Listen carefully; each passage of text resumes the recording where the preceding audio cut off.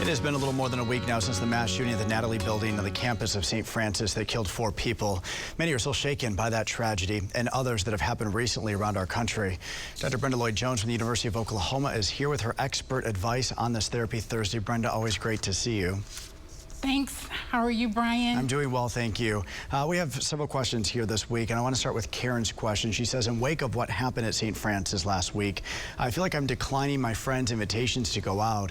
I work from home. It feels unsafe outside of my house. What should I do?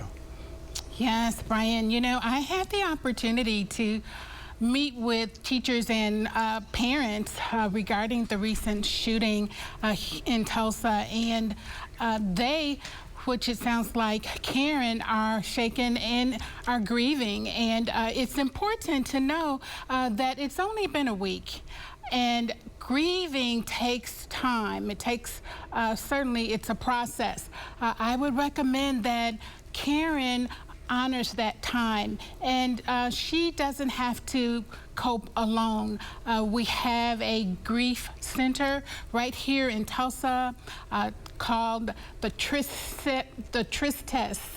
Tristes Grief Center, and they offer both group and individual counseling for individuals who are grieving. I would recommend that she contact them, reach out to them. If she feels comfortable, she can tell her friends about her sadness. That's what grief is, deep sadness. And they may feel similarly.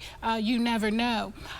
She needs to begin walking, maybe briefly in her neighborhood if she's comfortable, and then decide on when is the appropriate time for her to accept her friends' invitations. Perhaps if she decides on the location, she may feel a bit more safe. But again, here is the heart of the matter. Grief is a process. It takes time.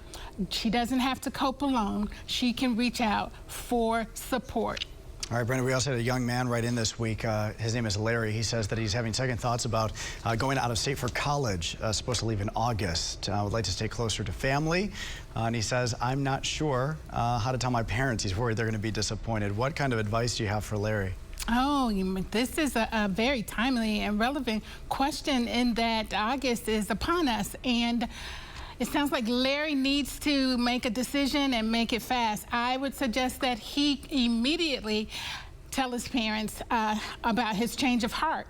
They will want to know why. Why has he decided not to go away for college? Because obviously he has gotten his room. He has also probably signed up for classes. And everybody's waiting for him at his new college. So I would suggest talking with them, let them help him process why his change of heart. They may together, collectively, come up with a couple of options for him. Perhaps, for instance, he might go away for the first semester and then evaluate his experience.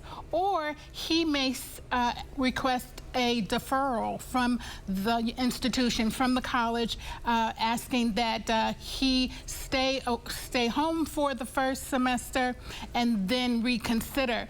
I think it is important that Larry really figures out why he is now reluctant, and his parents, who have probably worked on this day when he could go away to college and certainly have his sense of freedom and independence, they are going to be quite concerned about his change. But again, I commend Larry for realizing he needs to talk with his parents and finding a time, and that's sooner than later, to have this discussion. All right, Brenda, great advice. As always, great to have you today. And if you have a question, you're watching at home right now, you want us to talk about next week, you can send in your question to just by email to therapythursday@griffin.news.